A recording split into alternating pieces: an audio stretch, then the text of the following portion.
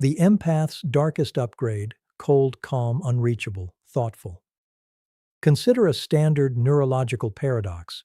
Your brain is equipped with mirror neurons, tiny cellular structures designed to simulate the internal states of the people around you.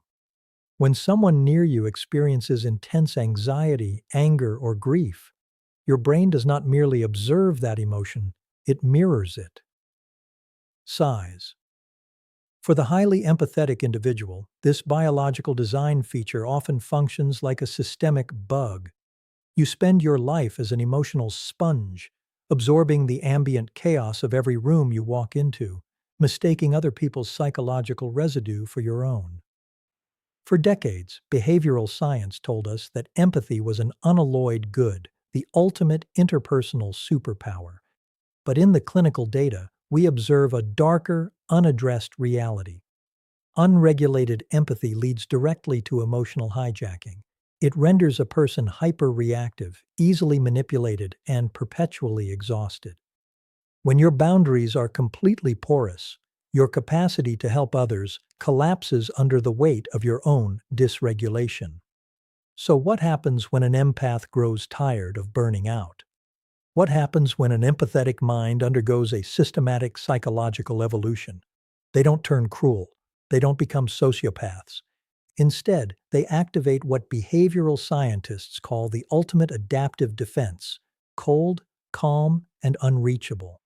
If you have ever felt trapped by your own sensitivity, if you have ever felt punished for caring too much, or if you have found yourself pulled into the psychological undertow of toxic personalities, pay very close attention to what follows. What we are about to unpack today is not a lesson in how to stop feeling. It is a masterclass in how to command your feeling mind. We will explore the precise neurological pivot that allows a sensitive person to transform from an easily overwhelmed victim into an impenetrable anchor of quiet authority. By the time this discussion concludes, you will understand why the most dangerous person in any room is not the loud manipulator, but the former empath who has learned the art of absolute emotional stillness, and you will possess the precise psychological framework to execute that upgrade yourself. Unregulated empathy acts as an open biological conduit, leaving hypersensitive individuals vulnerable to emotional contagion, cognitive fatigue, and relational exploitation. When an empath constantly absorbs external distress, the amygdala overrides the prefrontal cortex, leading to chronic dysregulation rather than genuine human connection. Calmness is not the absence of emotion, but the deliberate inhibition of automatic limbic reactions, shifting from emotional absorption to cognitive perspective taking. True emotional mastery requires establishing an internal sanctuary, a state where an individual remains compassionate in awareness but entirely unmanipulatable in behavior. The highest form of empathy is not passive absorption but intentional containment, possessing deep insight into others while maintaining absolute mastery over one's own internal state. The concept of absorbent empathy centers on a fundamental misunderstanding of how our nervous systems interact with the world around us. In human psychology, empathy is often discussed as a singular, purely virtuous trait, an innate goodness that allows us to connect deeply with others. However, when we analyze the biological mechanism behind empathy, particularly in hypersensitive individuals, a far more complex picture emerges. At the core of our social brain lies a network of mirror neurons. These specialized brain cells are designed to register and internalize the physical and emotional states of those in our environment. When you observe someone in acute physical distress, your brain fires in a pattern that simulates that pain within your own neural pathways. The same process occurs with emotional states like fear, grief, anger, and anxiety. For most people, this system acts as a gentle signal, offering subtle context about another person's internal state. But for the hyper-empathetic individual, this system functions like an open biological conduit with no regulating valve. This is the condition of absorbent empathy, a state where an individual does not merely perceive the emotional environment, but continuously and involuntarily absorbs it. When an individual operates with porous emotional boundaries, they fall victim to a phenomenon known as emotional contagion. Emotional contagion is the automatic, subconscious catching of feelings from those around us.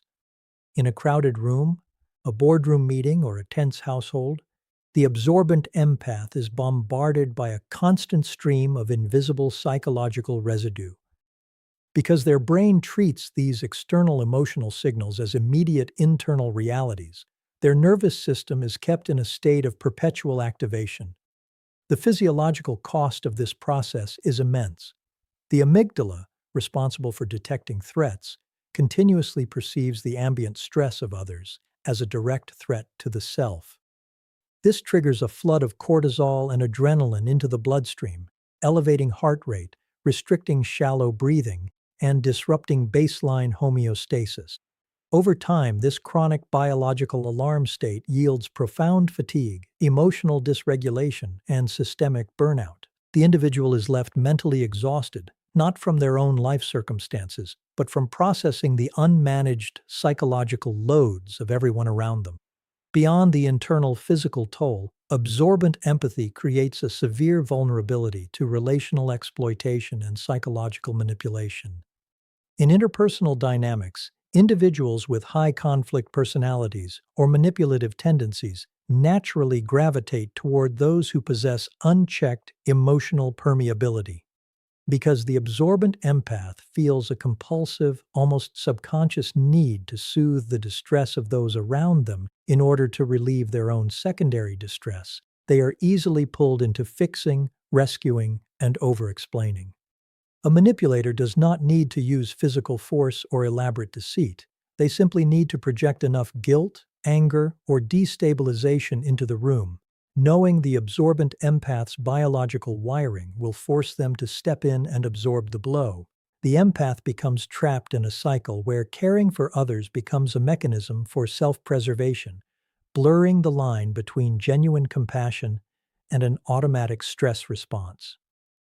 They mistake the overwhelming burden of taking on another person's suffering for emotional connection, failing to realize that an unregulated empathy response strips away their autonomy, degrades their cognitive clarity, and leaves them entirely at the mercy of their social environment. To understand the high cost of emotional hijacking, we must first examine the evolutionary architecture of the human brain. Deep within our limbic system lies the amygdala, an ancient structure responsible for processing threat and triggering our fight-or-flight responses. Resting above it is the prefrontal cortex, the center of higher executive functioning, rational thought, emotional regulation, and long-term decision-making. Under optimal conditions, these two systems operate in a balanced partnership.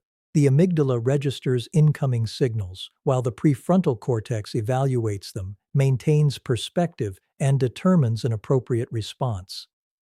However, when a hypersensitive individual constantly absorbs external emotional distress, this neural hierarchy breaks down entirely.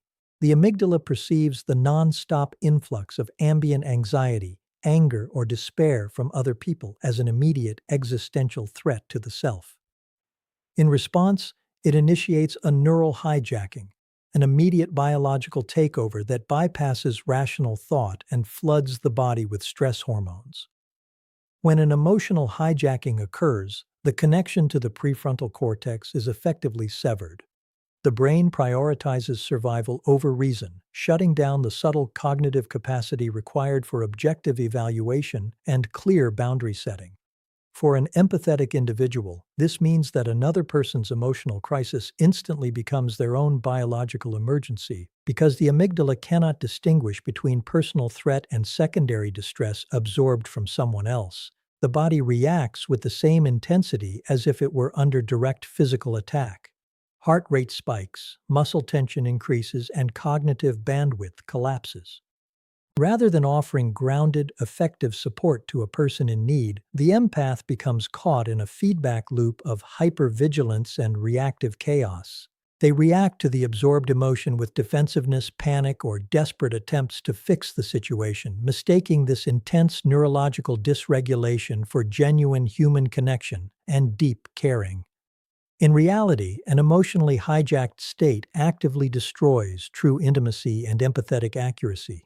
Real compassion requires a stable inner ground from which to extend support, a clear separation between where one person ends and another begins. When the amygdala dominates the neurological system, that vital separation disappears. The empath is no longer responding to the actual person in front of them. They are responding to their own internal panic caused by the emotional contagion. This constant state of limbic dysregulation drains cognitive resources, leading to chronic mental fatigue, irritability, and decision paralysis. Over time, the prefrontal cortex loses its ability to regulate the nervous system effectively, leaving the individual locked in a cycle of emotional reactivity.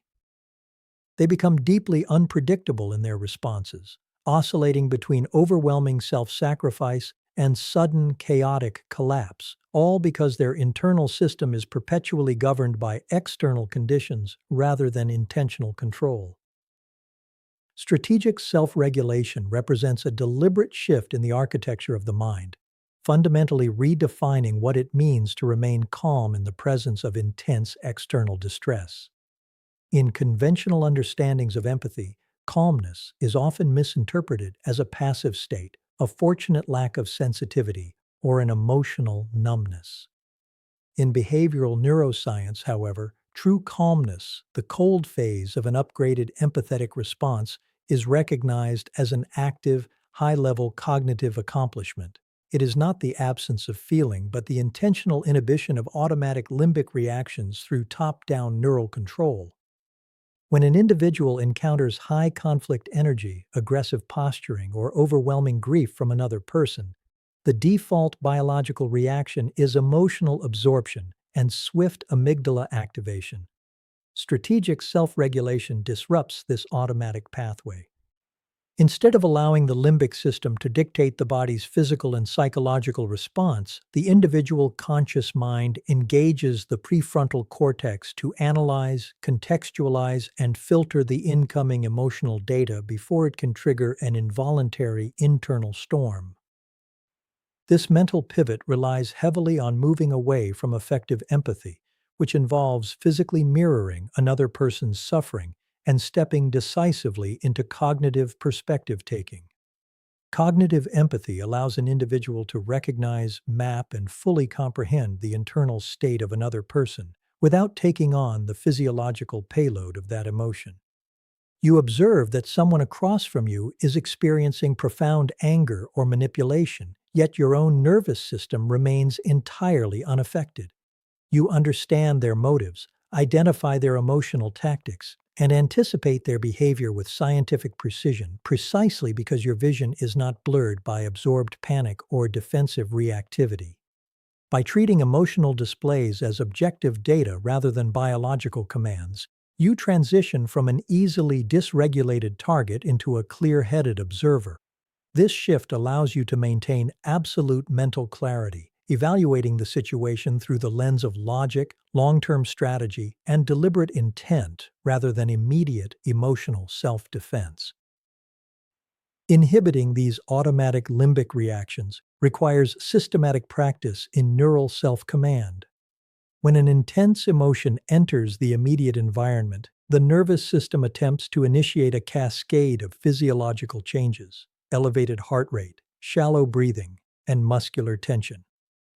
Strategic self-regulation uses physiological levers, such as controlled respiration and deliberate physical posture, to send immediate countersignals back to the brain, maintaining parasympathetic dominance. By keeping the physical body in a state of absolute physiological quiet, the brain receives feedback that there is no active threat to process. This creates a critical cognitive gap between stimulus and response. In that brief, powerful space, the individual chooses how to act rather than reacting on instinct. The coldness achieved here is not cruelty or cold-heartedness. It is the ultimate form of emotional hygiene. It is the conscious decision to protect executive function, preserve cognitive bandwidth, and remain an unshakable anchor regardless of how violently the external environment may rage. Boundary architecture represents a total restructuring of how a person relates to their internal world while navigating external social environments. In traditional dynamics, boundaries are often communicated as loud assertions, firm verbal warnings, or frantic attempts to control the behavior of others. However, this external approach is inherently fragile because it leaves your peace dependent on whether other people choose to respect your rules. The unreachable phase shifts the concept of boundaries from external policing to internal architecture. It involves building an impenetrable psychological sanctuary within your own mind, a state where your core sense of identity, self-worth, and emotional stability are entirely decoupled from the reactions, opinions, or manipulations of those around you. You cease attempting to change or manage how others behave, and instead focus entirely on governing how much access their behavior has to your internal ecosystem. To construct this internal sanctuary, an individual must systematically dissolve the psychological hooks that make them vulnerable to baiting, gaslighting, and guilt tripping. Hypersensitive individuals are often conditioned to feel an intense, almost compulsive need to correct misinterpretations, defend their character, or repair another person's bad mood.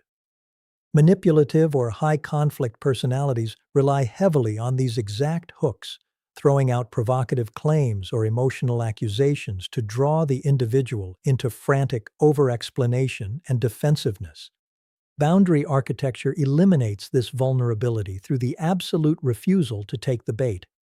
When an attack or a guilt trip is directed at you, it meets no internal resistance or reactive friction.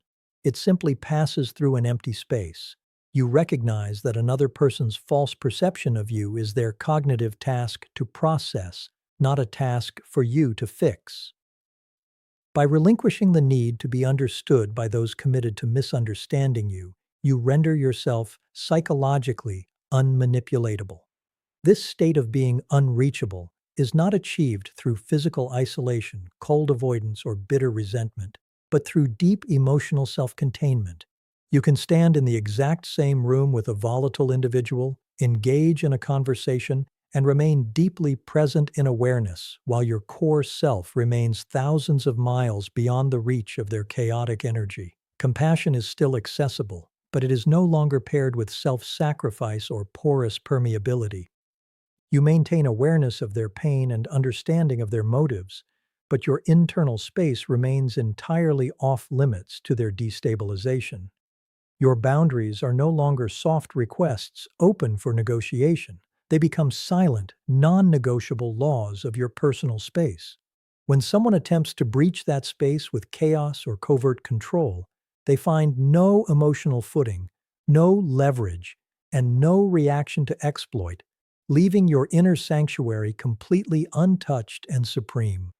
The ultimate evolutionary upgrade for the empathetic mind lies in the transition from passive emotional absorption to intentional containment. Throughout human psychological development, empathy has often been celebrated in its most primitive form: the raw, uncontrolled capacity to suffer alongside another. While this creates a baseline for basic human bonding, it represents an incomplete, highly vulnerable stage of emotional maturity. When an individual remains stuck in passive absorption, their capacity to serve as a stabilizing force in times of crisis is completely compromised. They are continuously swept away by the emotional current of whichever individual or environment holds the most intense energy. The evolutionary upgrade occurs when the mind transcends this automatic biological mirroring, choosing instead to develop deep, nuanced insight into the human condition while maintaining absolute, unwavering sovereignty over its own internal landscape. Intentional containment is the deliberate practice of holding vast perceptual awareness without allowing that awareness to alter your internal physiological state. It requires a mind capable of holding immense emotional data, recognizing fear, grief, malice, or desperation in others with profound accuracy without permitting those external frequencies to disrupt its core alignment. This state allows an individual to perceive the underlying psychological drivers of those around them with extraordinary clarity.